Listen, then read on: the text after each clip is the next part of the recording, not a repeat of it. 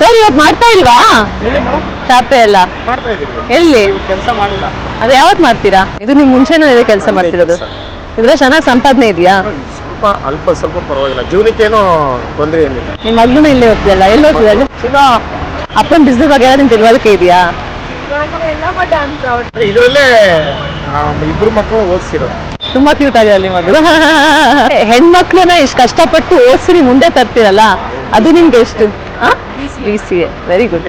ಜಾಸ್ತಿ ಕೇಳಿಸ್ಬೇಕು. ಹೌದಾ? ಯಾಕಂದ್ರೆ ಹೆಂಗಸರು ಇನ್ನೂ ಜಾಸ್ತಿ ಸ್ಟ್ರಾಂಗ್. ಅವ್ರು ಸ್ಟ್ರಾಂಗ್ ಬಂದ್ರೆ ಬೆಳಿಗ್ಗೆ ಬಂದ್ರೆ ರಾತ್ರಿ 10 ಗಂಟೆವರೆಗೂ ನನ್ನ ಜೊತೆಲಿ ಇರ್ತಾರೆ ಅವರು. ನಾನಾರು ಸ್ವಲ್ಪ ಸೋಂಬೇರಿ ಆಗ್ಬಿಡ್ತೀವಿ, ಅವ್ರು ಸೋಂಬೇರಿನೇ ಮಾಡ್ತಾನೆ ಇರ್ತಾರೆ. ನಮ್ಮ ವೈಫ್ ಜಾಸ್ತಿ ಕೆಲಸ, ಅವ್ರಿಗೆ ಗ್ರೇಟ್ ಹೇಳ್ಬೇಕು. ಇವ್ರು ಓದಿಸಿರೋದ್ರಲ್ಲಿ ಅವರೇ ನಮ್ಮ ವೈಫೆ. ನಾವು ಅಷ್ಟಕ್ಕಷ್ಟೇ ಅಂದ್ರೆ 75% ನಾನಾದ್ರು 100% ಅವರು. ಹೌದಾ? ಬಟ್ ನೀವೆಲ್ಲ ಬಾಂಧವ್ಯ ನೋಡಿ ನಂಗೆ ತುಂಬಾ ಖುಷಿ ಆಯ್ತು, ತುಂಬಾ ಸಂತೋಷ ಆಯ್ತು.